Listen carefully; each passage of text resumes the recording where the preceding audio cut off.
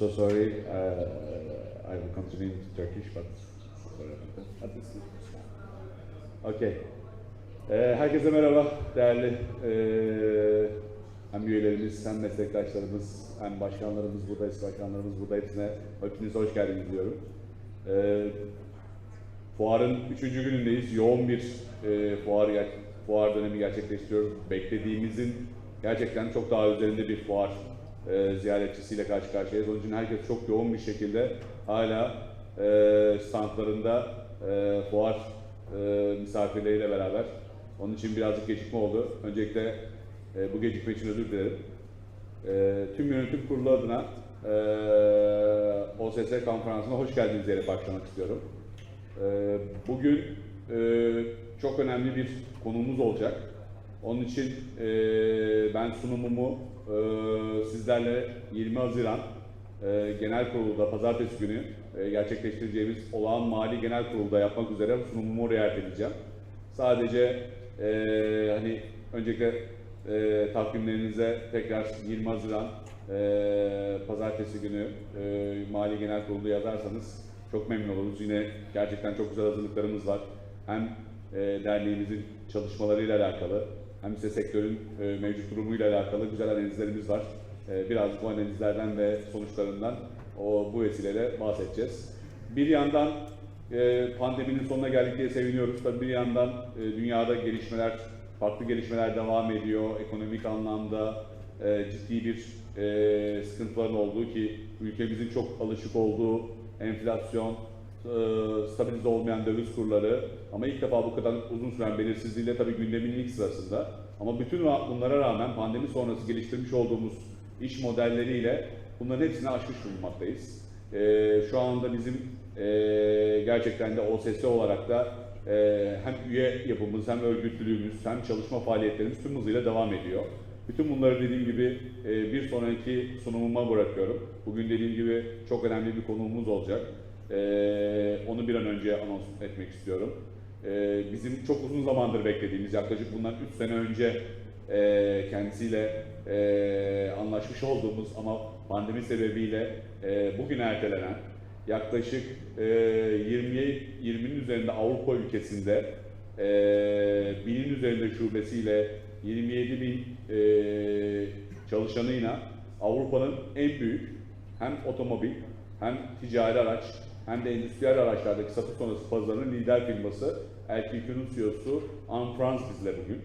Ve bizler kendisinden otomotiv satış sonrası pazarının geleceğe hazır mı başlıklı bir konferans konusuyla sektörün geleceğe yönelik nereye gittiğini, sektörün en önemli oyuncularından bir tanesi olan LQQ Europe üzerinden dinleyeceğiz. Bu gerçekten hepimiz için hem ilham verici hem de çok önemli kendi gelişimlerimiz, kendi firmalarımız için.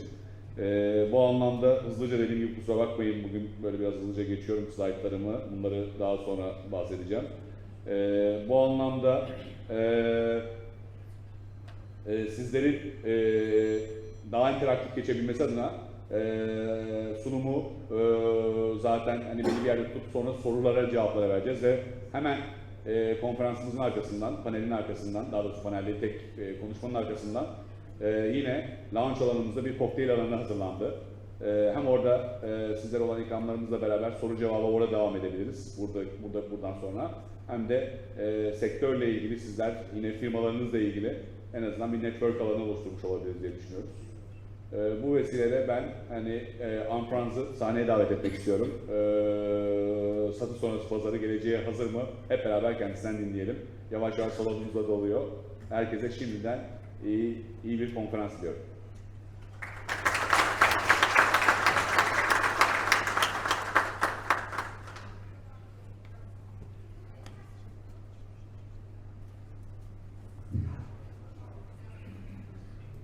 Ladies and gentlemen, it's a pleasure for me to be here in Istanbul today. I think it's 10 years ago since I was last at Automechanica Istanbul, and it feels like yesterday, so it's very nice to be here. Thank you, thank you OSS for inviting me. It was mentioned that I attempted to come here 3 years ago, and I can only hope that in the interest of all of us, we've left this pandemic now behind us to a large extent. Of course, we have to be careful, and we have to be careful also to protect our businesses from a reoccurrence of the pandemic. What I'm going to talk to you about today is a little bit introduction to LKQ, a company that was not in Europe when I was last at Automechanica Istanbul. And so it has developed quite interestingly, so I'll share a few facts and figures and maybe some philosophy behind it with you. And then I'm going to talk about what we at LKQ are investigating, what we are thinking about the future of the aftermarket, because this market is going to transform, it's going to change heavily, different from market to market, but it's going to change. And in the end, I would like to share with you some of the things that we believe are important for aftermarket distributors to be successful long term. So thank you very much for the invitation, and thank you very much to all of you, ladies and gentlemen, to attend this meeting today. And I hope it will be fruitful for you, and if you like, I'll be very happy to answer questions that you might have at the end. So let's look at LKQ, and I brought one picture from our big recycling and dismantling sites in the United States. We are the biggest recycling company in the automotive space in the world. We recycle and buy back around 800,000 vehicles per year. These are total loss vehicles, so from accidents, but these are also end-of-life vehicles that are very old and that are going to be scrapped. And what we do with these vehicles is that we don't let them go to landfill, and we don't even let them go to scrap. We reuse the parts by dismantling the parts, by sorting the parts, by putting the parts on a unique computer system that will be able to identify used parts for almost every vehicle in the United States. And with this, we achieve a recycling ratio that is extremely high. Over 90% of the vehicle is used to keep other people on the road. And so this is a great thing. It has become a great thing for LKQ and its shareholders, because we're the ones that were consolidating the American used parts and salvage industry. But now, with the new focus on circular economy, it's becoming a really, really fantastic theme for the world and also for us in Europe. So LKQ will expand its dismantling, its used parts activities all across Europe over the next years. And it also means that from its DNA, from its genes, LKQ has always been and will continue to be a leader in sustainability. We started with our European operations in 2011 with the acquisition of Euro Car Parts, a company that in the United Kingdom then had 80 branches, around 300 million in sales, and was a very ambitious company. Founded and operated by an entrepreneur, like many of you in this room here, who eventually was willing to monetize his investment by selling it to LKQ. LKQ has made this business extremely successful, taking it from 80 to 300 branches and taking it from 300 million sales to 1.6 billion in sales, almost only with organic growth. So with Euro Car Parts and then some subsequent acquisitions of market leaders like Sator in Benelux in 2013, like RIAC in Italy, Switzerland, and Central and Eastern Europe in 2016, and finally with the acquisition of Stahlgruber in 2018, we have become by a factor of 3, the market leader by size in Europe. But size doesn't really matter, because if size doesn't come along with excellence, it will not be useful for the customer and not be useful for the shareholder long term. So that's why we invest a lot into excellence. You see the numbers. In Europe, we account for around $6 billion in aftermarket sales. We employ 26,000 people that serve nearly 127,000 workshops across Europe multiple times a day. So those are big numbers, but they also come with big investments. And here you see one of our logistical centers. This is the central distribution center for the UK and Ireland, somewhere in the middle of the United Kingdom, close to Birmingham, in a place called Tamworth. One of the most productive central distribution centers in the automotive aftermarket. But we have to think about the future. We have to think about what happens with the 6 billion, 26,000 employee company in the future, and where do we take it, and how do we make it and continue to make it successful. So we thought about our vision for what we want this company to be, and all the vision is based on our customers. Today, it's wholesale customers, local and regional wholesalers, it's workshops, but the customer landscape is going to change. So we will see more and more intermediaries like insurances driving aftermarket business and making decisions on behalf of consumers. We will see more and more OEMs entering into the independent aftermarket, but also having big challenges with our own network. I'll show some figures about this later on.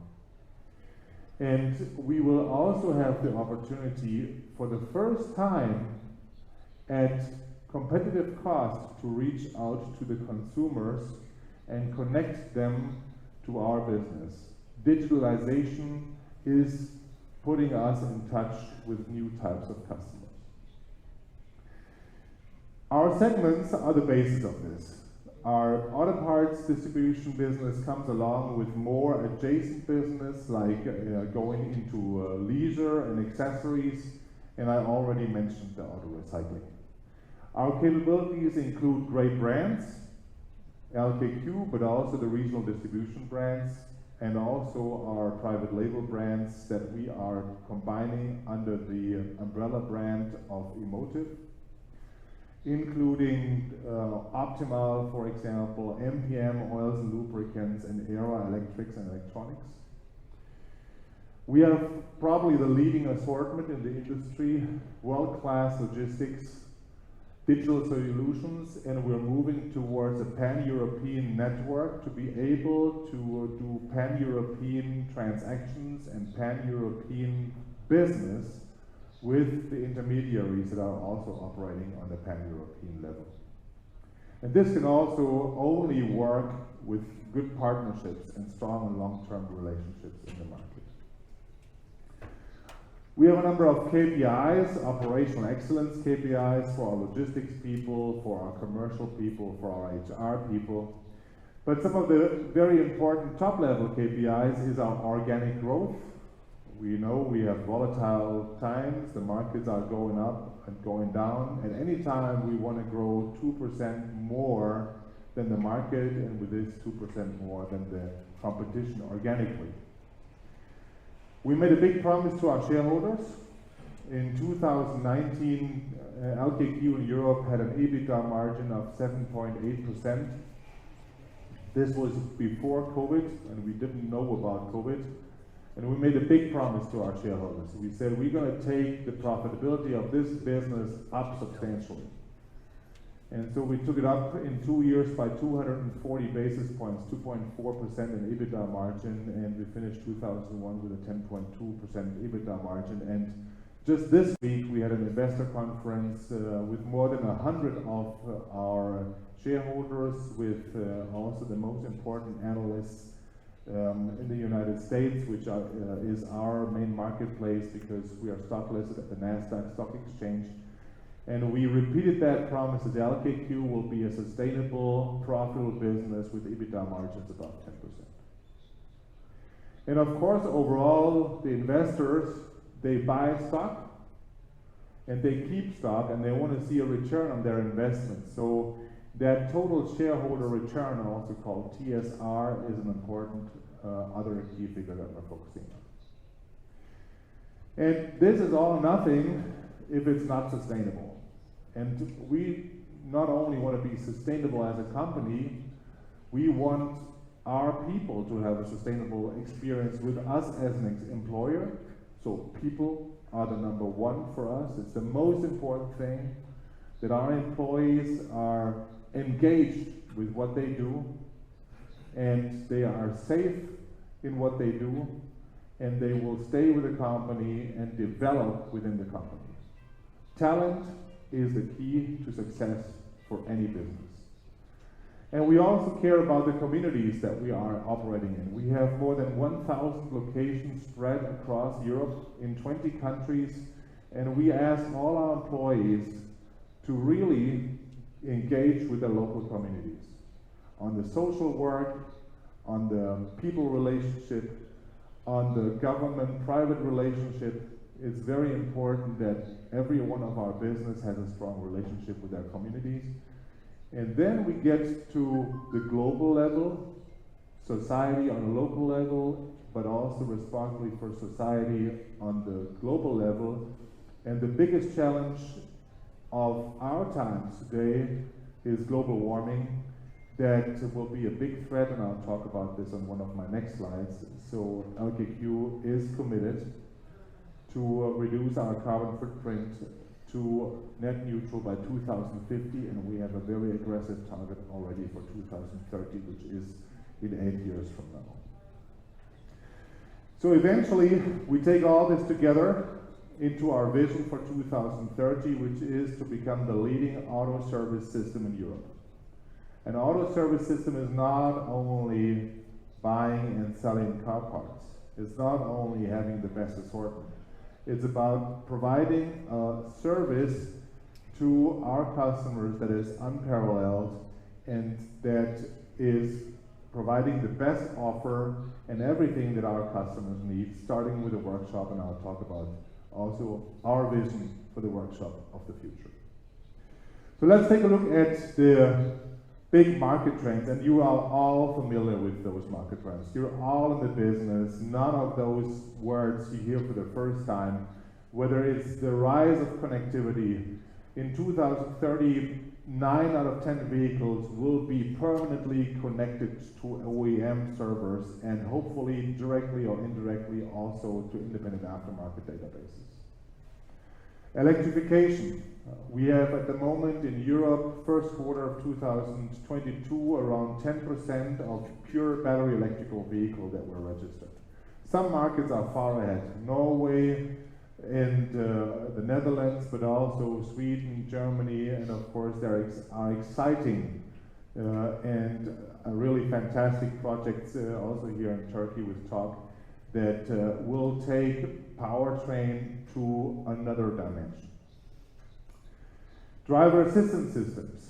Yeah, we have cameras, we have parking sensors, we have radar, LiDAR, a lot of additional technical, clever technology that is making a contribution to the vision zero for road accidents and road casualties, which is a big topic for the European Union.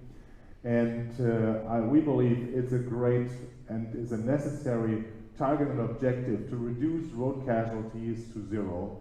And hopefully we can do this together. But there are a lot of challenges, and the little device that I just gave to my colleague Abdullah Ouya, so I cannot hold my smartphone up now as an example, because people are using their smartphones while driving, and that is a big reason why accident rates and casualty rates are, after decades of decline with safety technology, seat belts, airbags, vision systems, everything, why accident and casualty rates in some countries are now going up. So safety is a big topic. And then you will Also think about what will those driver assistance systems do to collision. So if the accident rates go down, will the body shop business go down too? We say no. Because the additional technical content on the vehicles will generate, of course, while accident rates decline, will generate more value per repair. And with the value of those parts, we believe the body shops will see minimum a flat business in the future, but probably even an increase in the value of their business. The next one is car park. Cars are becoming better and better. Roads are becoming better and better. And therefore vehicles are becoming older and older. And the additional impact there came from the COVID crisis and of course from the lack of electrical and electronic components now, where vehicle manufacturers were not able to produce all the vehicles that consumers wanted. So less new vehicles on the road means older vehicles on the road, and therefore more vehicles in independent workshops, which we can also see on some of the figures later on in the presentation. And of course on the car park we will see the penetration of electrified vehicles also, and I'll share those numbers. And the last two things are coming a little bit together. One is the digital channels and interfaces. You have to digitalize your business. You have to stay connected, not by paper and telephone, to your customers. And your customers should not stay connected by paper and telephone with their customers. This world is going to be digitalized. And that's going to be a differentiator in the future. Also with shared mobility, where people are not using one person, one car, or one family, one car. Vehicles will be shared, and ownership of vehicles will change. So fleets and fleet contracts will become more important. So let's look at a few of the figures that I promised. So on the top left, you see the car park. It will be growing. We have around, today, this is European Union and EFTA countries, plus the UK, excluding Turkey. But the car park is growing. So today we have around 340 million vehicles. It will be growing to 360 million vehicles in Europe. That's less than what we had anticipated a year ago, because of the lack of new vehicles that were registered in the last year and even the year before, and also the not so positive outlook for this year. And then the little blue thing at the bottom, that's battery electrical vehicles. So battery electrical vehicles will slowly start to penetrate the car park, but this is a slow moving system. Because when you see the new registration data, you might be quite saying, oh, there's a lot of things happening. But in the car park, it's extremely slow. So by the year 2030, that's at the end of this decade, we will probably not have more than 34 million battery electrical vehicles out of a total car park of 360 million. That's less than 10%. And most of these 34 million vehicles will be serviced in an OE dealership. So the impact of the independent aftermarket is extremely slow, and therefore, of course, you could say, okay, I can relax, lean back, and wait for solutions to be developed by somebody else. In our view, that's not the right approach. And one of the reasons why electrification has such a slow growth is the infrastructure for charging. You see at the bottom, in Europe, there is around 47 million publicly regulated paid parking spaces, and we have at the moment only 300,000 charging stations across Europe. And for the 34 million vehicles electrified in Europe, we will only have 6 million charging stations. Yeah. And so electrification can only be successful if people charge at home. And you know how difficult it is to get charging stations in homes, and especially when you live in multi-level flats for several families with joint ownership. And so that's just one example of the many things that will be very, very difficult as we move forward with electrification. Top right side is probably the most important impact on the independent aftermarket, the decline of the OE dealership numbers. So at the moment we have around 115,000 OE dealership service points in Europe, and that number has already declined to 95,000 over the past 10 years.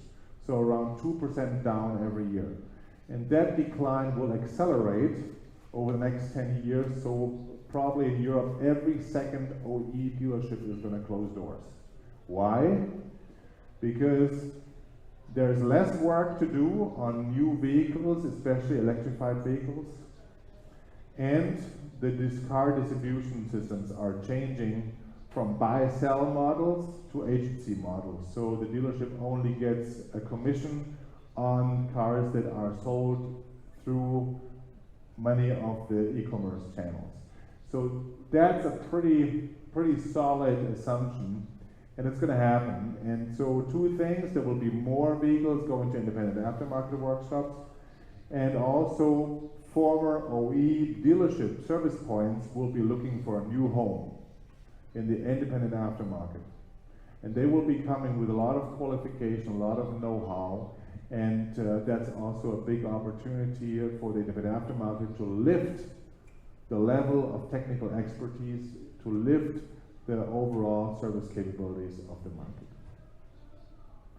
And even with all those things happening in the electrification side, I took with me a graph that goes all the way until 2050, so from 2050 to 2050, this is when fossil fuels should be at zero.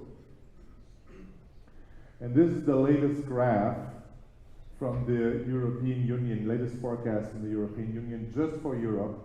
So even Europe, as the probably fastest moving region in carbon reduction, will not meet its commitment.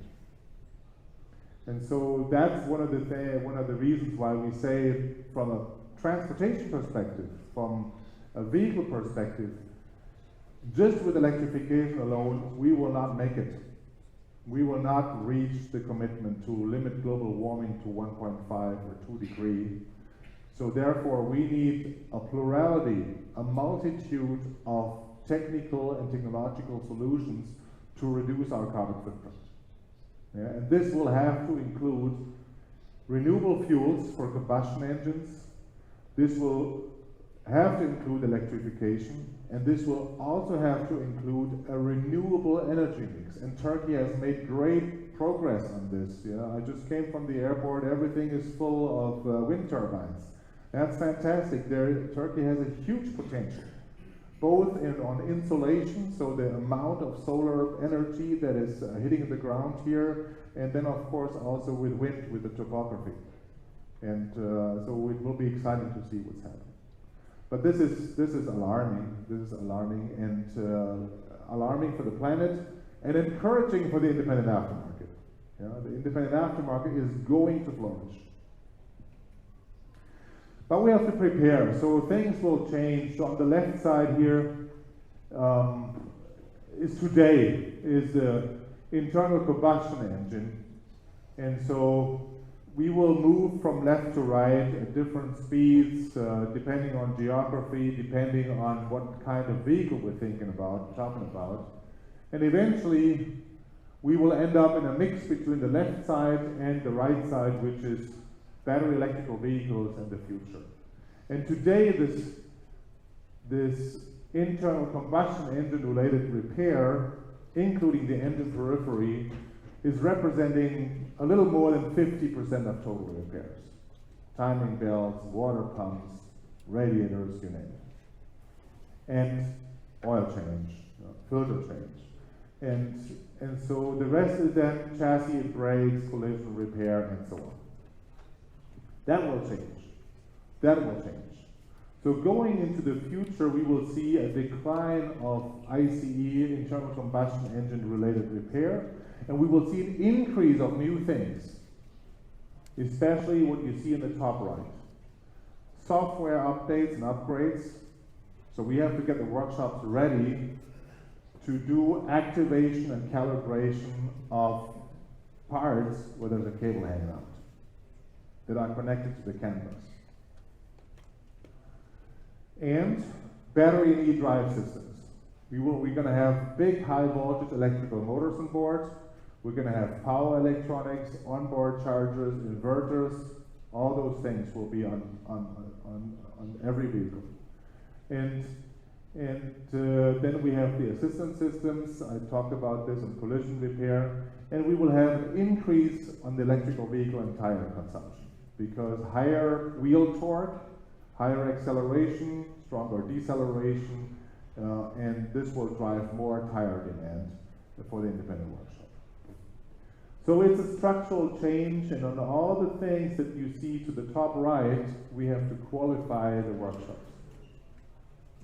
So for the workshop of the future, there's a few things that we have to be aware of, especially since the customers are changing. So I already mentioned it. Today, most of the customers are private people. And this is going more into fleets, into insurances that will make decisions on vehicle repair. This will go more towards doing work on behalf of OEMs, because there will be less OE dealerships, maybe also doing repair work on warranty cases. And we will have also corporate fleets that will be looking for new homes to do their vehicle service with lower numbers of OE dealerships. So on the right side is some examples of the portfolio of additional qualification, but also of additional equipment or additional service proposals to the workshop, maybe on a mobile way, because they will require digital tools and processes for the software updates. They will require e-working stations to do work on any high voltage components that will be on the vehicle. They will have to make a decision whether they are going to be the ones that will do repair work on high voltage traction batteries, or they would like to outsource this, and then this outsourcing repair of high voltage traction batteries will become a new business. They will have to prepare for ADAS, advanced driver assistance systems, repair and calibration. They will have to be efficient in the way they run the garage. Yeah, just with paper and telephone will not work. They will have to have a project and contract management system, their own garage ERP system. They will have to train their people on high voltage work, which is 3 levels. Either the first level is you may touch the vehicle at all. Second level is you do repair work on the components, and the third level is you open the components and you can actually do repair work inside the components. Referral system to connect to the consumer and bring the consumer into the workshop, and certainly software upgrades as a very much growing topic. So there's a lot of things to do. It will not happen overnight, but we need to get the first independent aftermarket workshops to move that direction so we can learn from how the progresses. Let me get back to CO2 and to the planet element of sustainability. This is a study that was published in April. I saw it in a quite interesting scientific magazine, one of the biggest scientific magazines in the world, called Nature. It was published by a research group that was putting together all the studies that have been done for what's happening in the world with our, on the left side you can see it, global mean surface temperature, GMST. And this is comparing the global mean surface temperature, so the average temperature on the surface of the Earth between 1850 and the future, 2100. And the goal is that, and that's what the Paris Accord is saying, that we want to limit global warming to 1.5 degree, maximum 2 degree above the temperature level that we had before we industrialized. And the bad news is, with all the plans in place, with all the activities, with all the transformation, with all the disruption, that we see in our and other industries, we are likely to miss the goal. So the likelihood that we will miss the 1.5, you see this in the top left graph, the likelihood that we will miss the 1.5 degree target is 80%.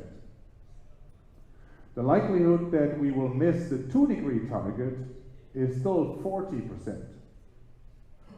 That's tough news, especially for people living close to seashores, especially for people that live in areas with a lack of water, especially for people that have high insurance premiums already because they live in a tornado alley. And all these things are going to be more critical, and the global ocean water level is going to rise by up to 1 meter. And so we have to act faster than before, and we have to act this decade to avoid that this increase in the curve will not stop before 2040. You see the speed is not changing before 2040. And only in 2040, hopefully, the inclination will change and the curve will become flatter. So LKQ is dedicated to a sustainable future and our contribution to a sustainable future. Of course, the so-called ESG, environmental, social, and governance, is a big topic on the US stock market. And therefore, we're dedicated, like I said, for planet, people, and communities. We have installed a strong governance. Part of my salary is attached to CO2 targets. And that is a big driver, I tell you, especially in the US. And at the same time, we want to do the best what we can for our customers' mobility, for a clean, for a safe, and for an affordable mobility for the future. But that job will not be easy, because we have short-term challenges, which include the supply chain disruptions. China on COVID lockdown, ports closed, no goods coming in, no raw materials, no subcomponents, no electronics. We have ongoing electrification, digitalization, a lot of technical questions, a lot of business questions need to be answered. And we have significant price increases for products that, among other things, come from the recent things that happened in Ukraine, with the war that Russia has imposed on its neighbor country. And not only because LKQ was attacked directly, so far we lost 7 of our branches, we employ 900 people in the Ukraine. We have created shelter for over 200 of our families that have seeking refuge in other countries. And I can tell you our employees in the Ukraine, they are resilient as can be. Even with the shellings going on, they have reopened the branches because it was their job to provide mobility to the people that needed mobility to get out of the country.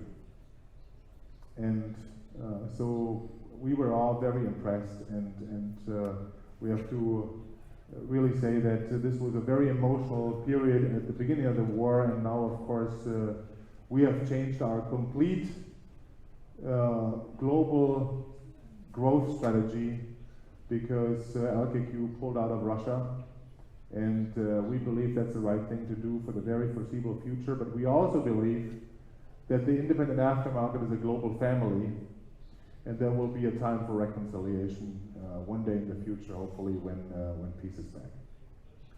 But let's go back to this chart.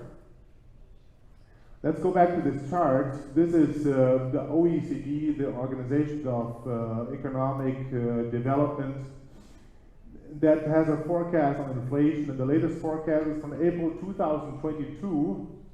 That's the top line, and the first one is from May 2021, which says the economists have no clue what's going on. Yeah, they always said it's short term, it's going to go away, it's transitional. It's not transitional. and I know I'm speaking to a room full of expertise on inflation, the inflation is going to stay in Europe, and the prices are going up, and therefore we're telling our suppliers and we're telling our people, you have to change your mindset. You have to act faster, you have to act more decisive, you have to think end to end. The procurement people should not only think about the price they pay to the supplier. The salespeople should not only think about what their customer is responding when the price changes. We have to think end to end. Yeah? And the margin in the independent aftermarket distribution is the most important thing. And of course, there's so many things that are happening also on our operating costs that when we manage margin as a difference between selling price and purchasing price, we also have to think about the additional cost that is sitting in our operations. So there's a lot of things going on, and I believe there's a lot of things that my employees, my teams can learn from your teams in how to handle this whole situation, because of course there's a lot of experience here. And of course, with more inflation, there's more pressure on productivity. You know, and we have addressed this with a lot of things that we're doing across LKQ. We have said goodbye to national distribution centers. We apply a logic of logistics without borders. Yeah. We are digitalizing the complete value chain, from the consumer to the workshop, from the workshop to our branch, from our branch to the distribution center, from the distribution center to the supplier and up. And this is not only for quantity, for volumes, and for money, this is also for CO2. So LKQ will make a difference in our sourcing decisions in the future depending on the CO2 footprint of a part that we purchase. And it will make a difference if a brake disc is made from power, with electricity that's coming from a coal-fired plant, or it's coming from a hydro plant, a water-powered electricity work. And then, of course, and that's part of our sustainable supply chains. We've changed our procurement. We have stopped to do negotiations 300 times, 500 times, 1,000 times a year. We have big negotiation events, big auctions, dynamic negotiations, and big tenders. And we say goodbye to some suppliers that have worked with us even for years and years, because we're focusing on fewer suppliers. We are reducing the number of our suppliers from 2,500 to 700. So 2/3 of our suppliers will not be a supplier over the next years anymore. And that's growth opportunity for the ones that are the best of the best. And then I mentioned already end-to-end product and margin management, which is important in times of inflation. So we have a volatile market environment, and we need to have a holistic, a proactive, and an agile organization to be more successful. So I come to the end, and in summary, there's a number of important takeaways because the aftermarket is changing. It's changing technically, but it's also changing commercially, mainly due to digitalization, and that's in the next 10 years. So digitalization, electrification, also the consolidation, where LKQ was probably the first company that made such a material difference in the United States, in Europe, and together with the geopolitical uncertainties we have, not only Ukraine and Russia, but also with the question, you know, what's the future with China? We have to change the way that we operate. We have to have a clear vision. We have to have strong end-to-end processes. We have to have energized teams. People is the most important. Talent is the most important. And we have to have long-term partnerships in our industry, but especially with our customers. And that will help us to succeed. Thank you very much. And here is the new logo of LKQ and our new slogan, keeping you moving. keeping you moving in the independent aftermarket, and I thank you very much for your attention, and if you'd like to ask any questions, I'll be happy to answer.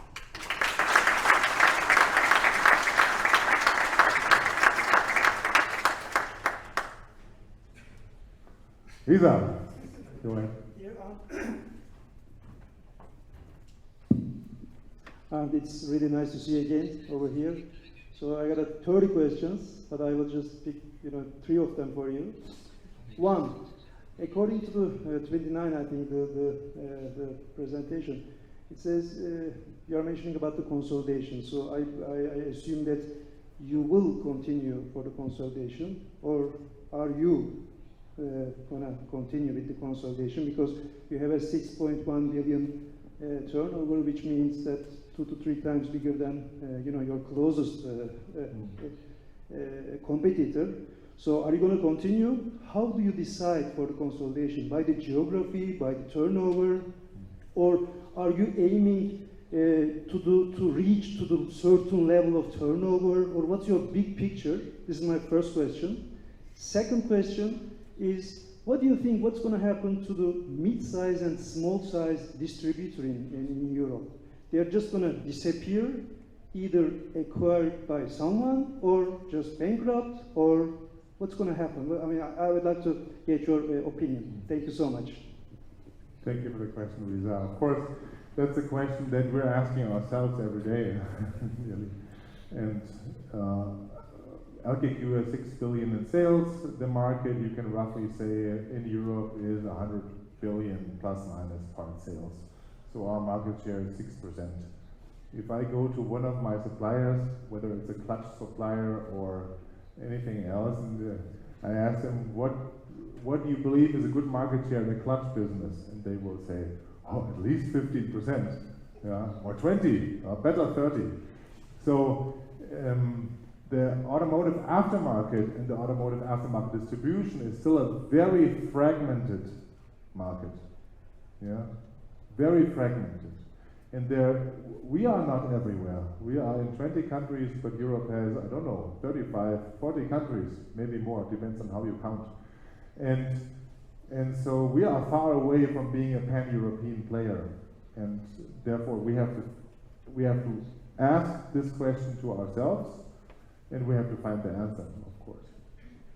The last 2 years, we were focused on not cleaning up, but doing the integration that LKQ never did. Yeah? We did in Europe nearly 80 acquisitions, 80, in 8 years. Boom, boom, boom, boom, boom. Yeah? And you cannot be successful with those acquisitions if you don't make one company out of them. And that's what we did the last 2 years in a program called One LKQ Europe. And now we're ready to move on. But we told our investors, we're not going to make huge platform acquisitions. We're not going to make billion-dollar investments.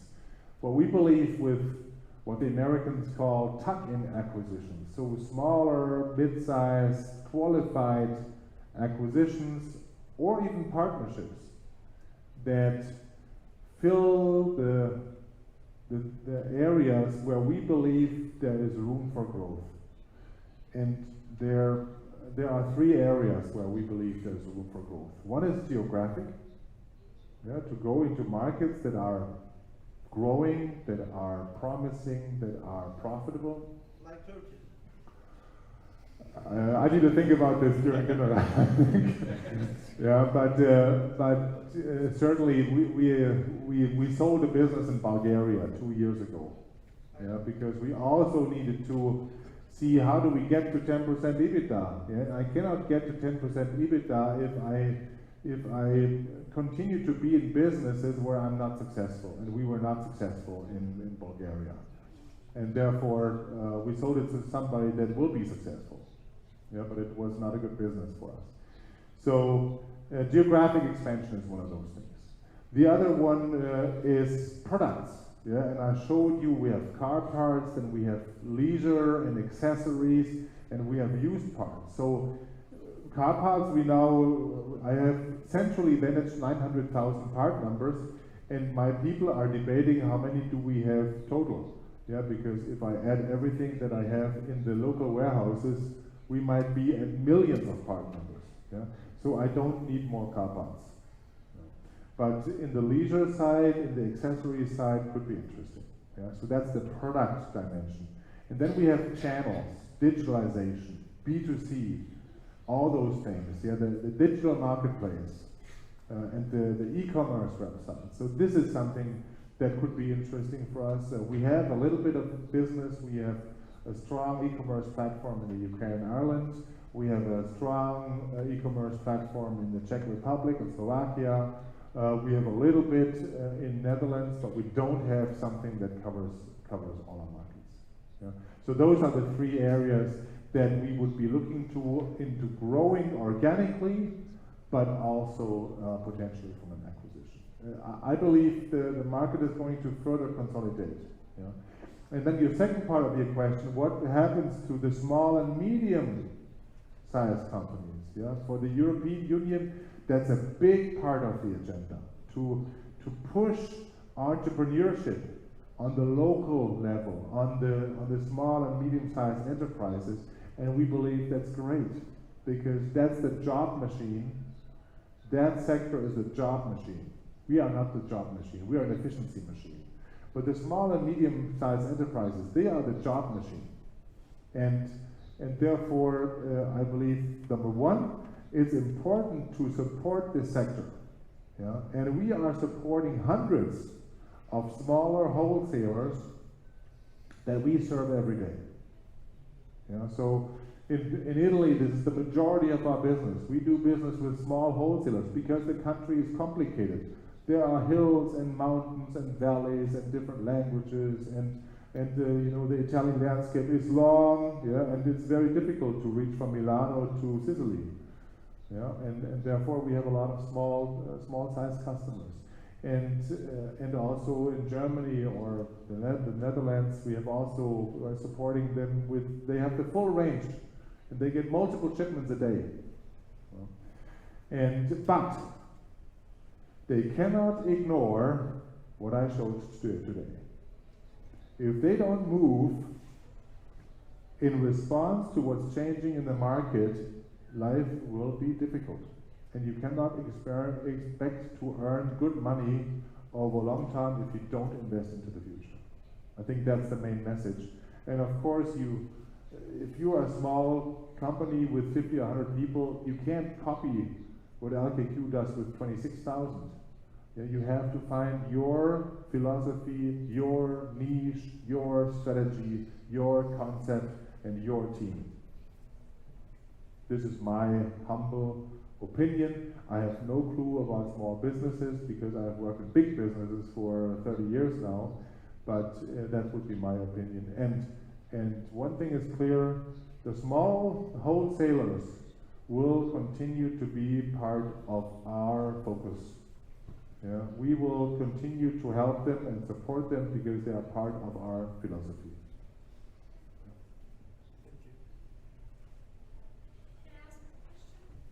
Please, just wait until the microphone has arrived. Well, first of all, it's nice to have you here. I realized that when you were talking about procurement, you mentioned that you decreased your supplier number from 2,500 down to 700, right? Okay. That made me think, because I am sourcing at the moment, because in a way it means that we are going to, well, we are not going to support the mid-sized suppliers. And how are we going to help the economy if we don't support the mid-sized suppliers? Because in a way, if we do that, the end result is going to be survival of the fittest. How do you manage that? What's your policy on that? Yeah, I understand the question. So, of course, I was talking about the small and mid-sized companies on the downstream side, so selling parts into the market. And the question is about the upstream side. So if we are really honest about supporting small and medium-sized companies, why do we reduce the number of suppliers and reduce our complexity and go to bigger volumes for the survivors? But it sounds like we are then dropping all the others. Yeah? So for us, it's a question of complexity management. Yeah? And of course, we have big pressure from the stock market, and we need to reduce complexity, and we need to reduce cost. And we found out that on the parts side, we have too much complexity and too much cost. Yeah? And there is, for example, on the supplier side, yeah, we've seen the published figures from the suppliers sometimes, and we believe we should have a bigger share of the total profit pool. Yeah, because some of the suppliers are really profitable in the independent aftermarket, especially. And when I say 2,500 to 700, that's just the parts suppliers and the workshop equipment suppliers. This does not include the indirect suppliers. Now you can imagine, with 1,000 locations across Europe, you can't, if you need small things for your facility, for your branch, for your people in Sweden or Italy or Romania, you can't go all across Europe to buy this. So the indirect procurement often is localized, not the big ocean containers. Yeah? Those are centrally negotiated, but all the little indirect procurement, that's all local, and there we have a small and medium supplier support program. So we also have a philosophy, how much of this sourcing volume, that's a total of 700 million euros. Total, yeah? And I believe, I don't have a number for you right now, but I would think at least 25% go to small and medium-sized suppliers. And then, of course, the question is, what about the small and medium part suppliers? Yeah? And for them, there is two options. Yeah? One is because it's very difficult for us to support small brands where we need to invest a lot of marketing to make them known across Europe. Yeah? So the opportunity is to offer their capabilities for our LKQ product brand portfolio. So what I call emotive, that includes Optimal and includes MPM, includes Era and a lot of other brands, yeah, where we have a clear focus to grow that business by more than 50% in the next 3-4 years.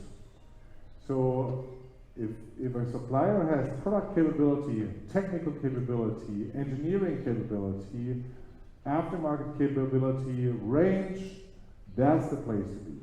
Yeah? So my answer is twofold. Either you're an indirect supplier, touch base with the local operations, that's where you can sell your product. If you're a producer of product, head for the LKQ product brands, and that's also a volume of more than €1 billion at the moment that we're sourcing.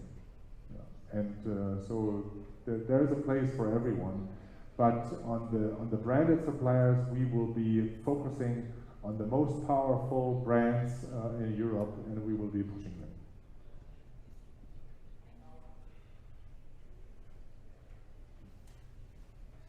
Please. Microphone. Yes, microphone is coming.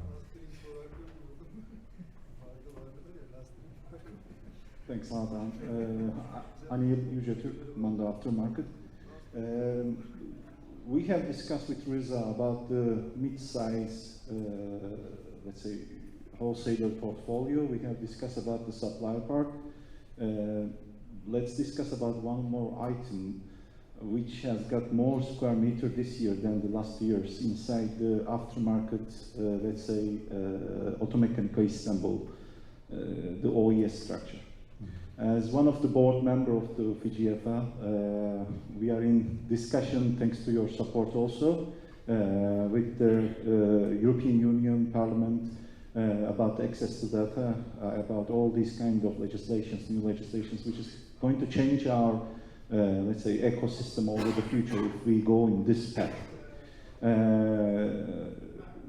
this is a big competitor now, so maybe we have to ask this question to you. How you see this threat from your eyes, and what we have to do more related to this activity, apart from the VGF's activities.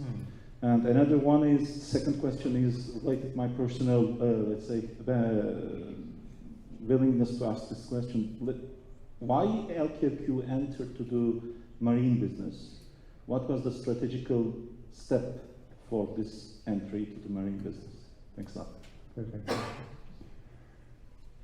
So the first question is about the OES aftermarket activities, and the second question is marine, right? Yeah.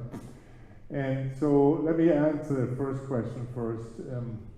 I personally believe, and LKQ believes, and that's why you saw OEMs also as potential customers there. I believe the days of black and white are over, because the independent aftermarket will start servicing and repairing young vehicles that are still under warranty when they're part of big fleets. On the contrary, the OEMs have an interest to extend the age categories of the vehicles that they are serving. So it's moving both directions. And of course, you saw the pressure point with the declining number of OE service points. So somehow, if the OEMs want to defend their business size, they have to sell to independent garages.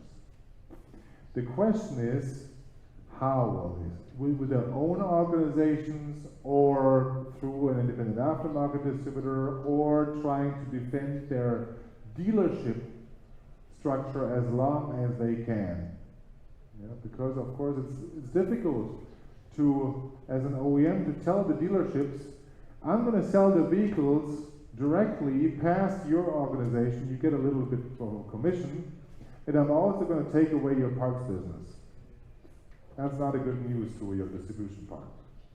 And so it's the answer differs a little bit between OEM and OEM, and of course the French OEMs are more agile on the independent aftermarket with concepts, with solutions, with distribution investment, with a last mile capability that they have in some countries, but not in all countries. So in essence, I believe, let's face reality. It's not anymore OES versus independent aftermarket. It's flowing together more and more. And on the other hand, we have to be clear that the competition that's happening, maybe also the collaboration that's happening, is on a level playing field. And that's the Data Act, and that's the block exemption regulation. Those are fundamental norms of freedom that we need to defend at all means. This is VIGEFA's role. Yeah? And so far, VIGEFA and we as an aftermarket community, we're not always 100% happy, but we're reasonably successful in this to protect the freedom of choice for the consumer, to protect the freedom of access to data, that if they're monopolized, they will not help the things that I showed earlier. They will not help to make roads safer. Yeah? They will not help to make our world cleaner, and they will not help to keep mobility affordable. And therefore, I believe VIGEFA is a very important institution, the association of the parts distributors across Europe.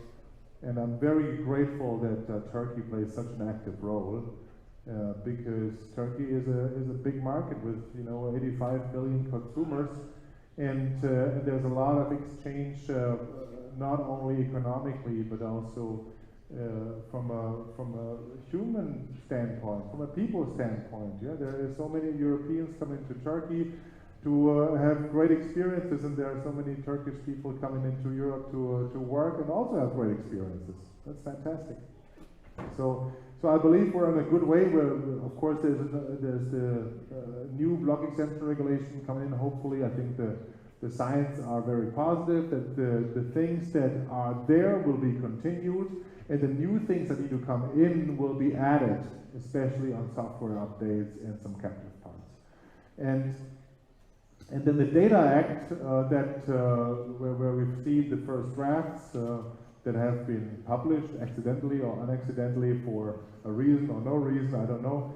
But again, the small and medium-sized enterprises have an important role in there, because the European Union clearly identifies that, you know, business-to-business agreements probably are something that they don't have to be worried about so much. Yeah? I'm not sure if LKQ will have a great leverage over Daimler when we said we would like to use the data.